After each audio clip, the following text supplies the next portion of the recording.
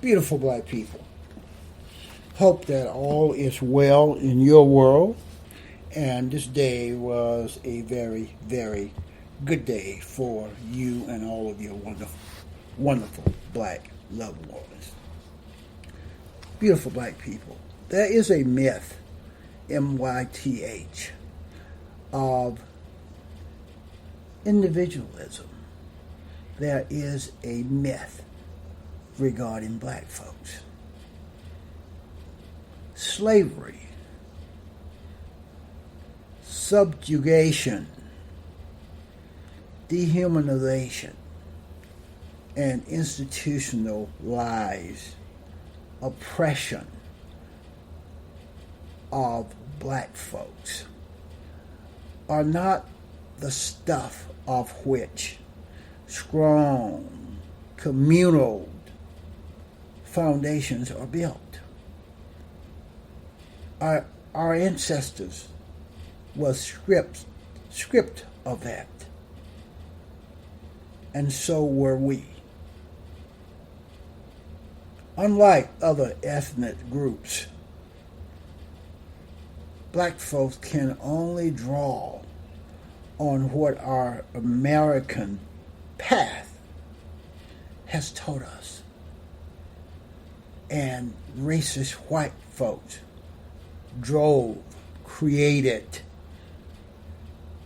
propagated, proliferated all of that bullshit about black folks, about our ancestors. And they're still creating, propagating all of that bullshit about black folks today. Hence is why all of these racist, small-minded, empty vessel white cops are so quick to pull out a gun and shoot black folks dead. Black women, black men, black children. It does not matter to them. All they see is our black skin, and all they think about is all of that bullshit that have been socially engineered into their psyche about black folks. Do you know that the buy now, pay later process, status, condition, it's just another way to trap, to enslave black folks? Stay away from those buy now, pay later situations, my beautifully intelligent black brothers and sisters. Even today, in August of 2020, too many black folks still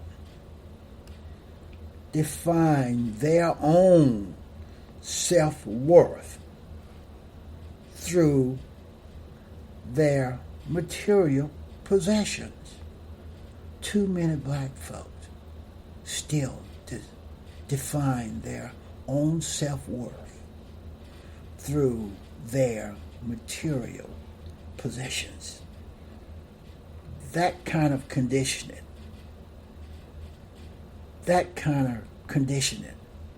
feeds that impulse,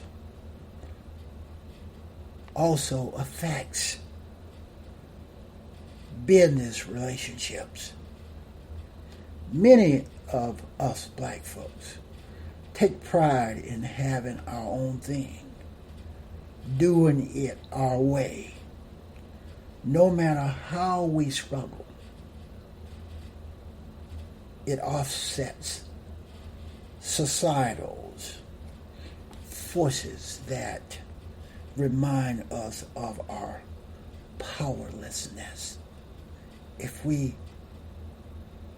practice this individualism, it tends to offset all of the societal pressures on us by racist white folks.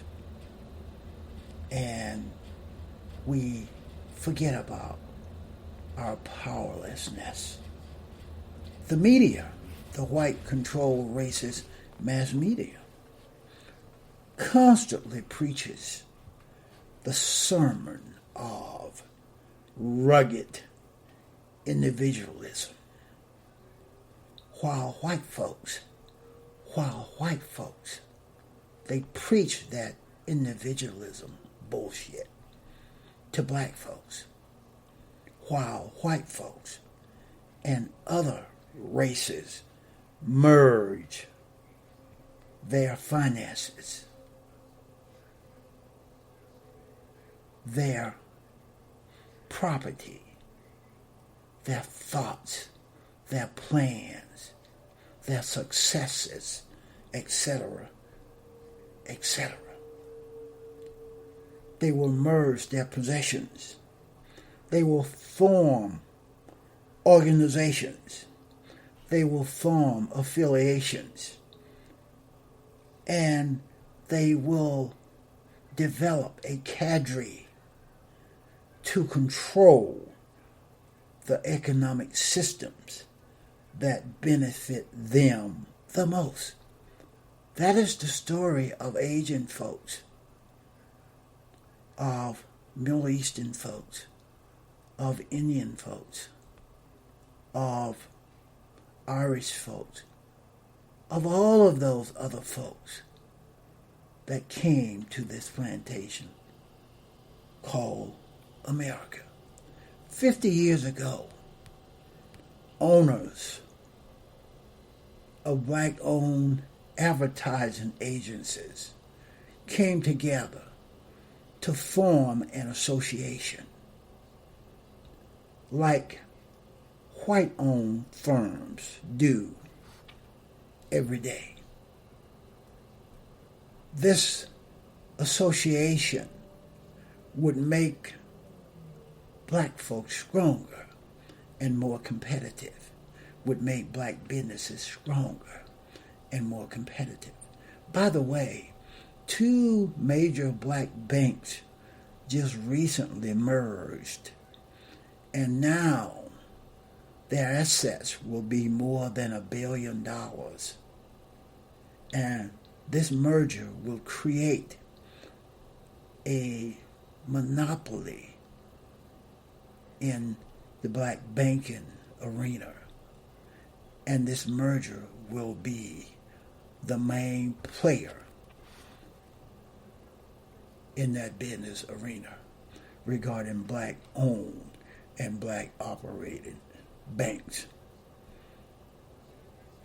Yet even though all of our futures were in peril, we were never able to establish a strong association. That was 50 years ago when these black-owned advertising agencies tried to form an association that would give them better leverage, that would give them more opportunities, more businesses, etc., etc. And it did not work out very well. Black folks are always challenged to find any major merger or acquisitions in the black business arena. Find one that worked out. We are busy practicing individualism while white folks and other ethnic groups are busy merging, making themselves wealthier and stronger financially. Now, there have been successful black companies that have been sold or bought out by white-owned companies. But rarely do you see black businesses, from the corporate to the mom and pop store levels, combine talents, and share resources with the intent of dominating an industry or a neighborhood. Black folks need to cease this individualism thing and merge, aggregate, love, and support each other. That's what we need to do. There was a black researcher named Derek Dingle. He was the executive editor of Black Enterprise magazine. He identified a reason why black entrepreneurs are hesitant to partner or merge with other black-owned businesses. For the most part, he said, black-owned businesses have been companies where they have had a singular vision. You've had an individual who has done all the spade work, all of the hard work. Therefore, these individuals think, why should I give up a piece of my enterprise after I put in all of the sweat, tears, and equity? Well, that model of doing business may have worked for us black folks in the past, but the business world is changing. With our present situation going into the future, especially in terms of accessing the same size and scale of contracts out of necessity, we will have to form partnerships, my beautiful, intelligent black brothers and sisters. Mr. Dingle also added, as an example, he mentioned the recent merger between two African American firms, RS Information Systems and One Source Consulting Incorporated. That partnership enabled the two black-owned firms to become a billion-dollar contractor with the federal government. And that's the type of ideals that these two major black banks that recently merged are going to do. They are putting themselves in a position where they can be more successful, have more clients, employ more black folks. Getting to the next level will be a challenge, while other ethnicities operate on the innate principle of cultural collectivism. They have that. They have that cultural, communal, collective aggregation. Other ethnicities have that. Black folks do not. We must maneuver in the ego-swelling arena of individualism, which is often just a euphemism for isolationism. Individualism is just another euphemism for isolationism. Because of our disunity, because of the disunity of black folks, we have disdain for cooperation and coalescence among ourselves. We cannot aggregate and organize and work together on one accord to better all of us. Consequently, we isolate ourselves from the possible benefits of collective development and business sustainability. My beautiful, intelligent black brothers and sisters, we must again learn to love and support each other. Our ancestors on the continent of Africa practice a system that was called Ubuntu. Ubuntu. And you spell it UNBUTU,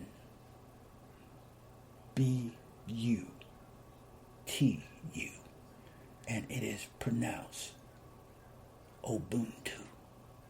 Ubuntu. And it means that all of those black African folks were in this thing together. They had that collective communal foundation. They were all in it together. And they also believed that, and I will say it this way, I am because we are. Every black African were who they were because of the collective agreement of all African people that said, I am because we are. I am who I am because we are who we are. If we would take that and use it as our mantra in the business arena, when we work, when we merge, when we aggregate, when we organize on one accord, and see how those mergers will benefit all of us equally, my beautiful, intelligent black brothers and sisters. That's all I have on this one.